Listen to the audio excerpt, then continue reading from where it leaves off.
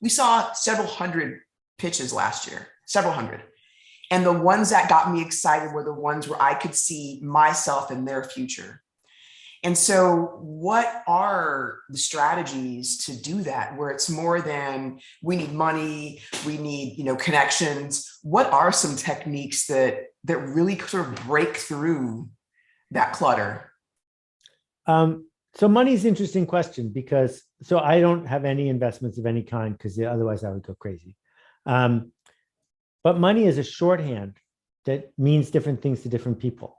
$100 means something different when you're at a restaurant celebrating than when you're trying to, make a payment for your student debt.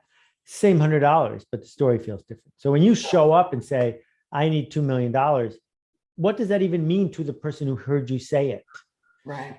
What I have found, and I used to sit on the advisory board at Flatiron, which became Union Square Ventures. Yes. Is if an entrepreneur can say, the hard part of what I am trying to do is X, and in order to solve the hard part, I can use cash, and I can show you that cash will solve the hard part, then a smart investor says, I have cash and I believe what you just said. But on the other hand, if you say, I am trying to make a certain kind of change in the world, and now there's this amount of cash that I'm seeking, they're not related.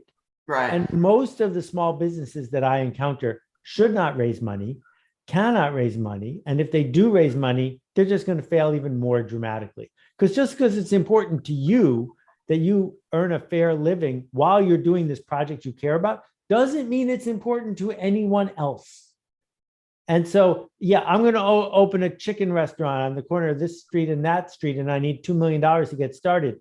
Nah, there's nothing that you just described to me that is an interesting problem or that is a hard problem that you can solve with $2 million to generate enough money to pay back the person who gave you $2 million. What you should do is become a chef at somebody else's restaurant because you really want to make chicken.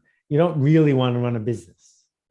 Yeah. I mean, what you're talking about is really building connection and trust.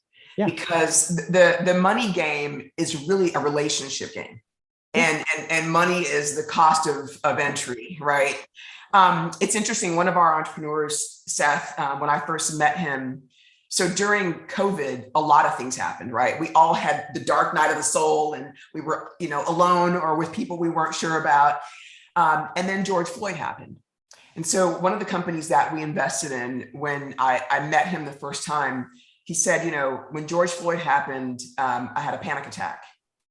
And so from there, my eyes were open, my synapses, follicles, everything was just open, because now we're talking about something that affected us all, right?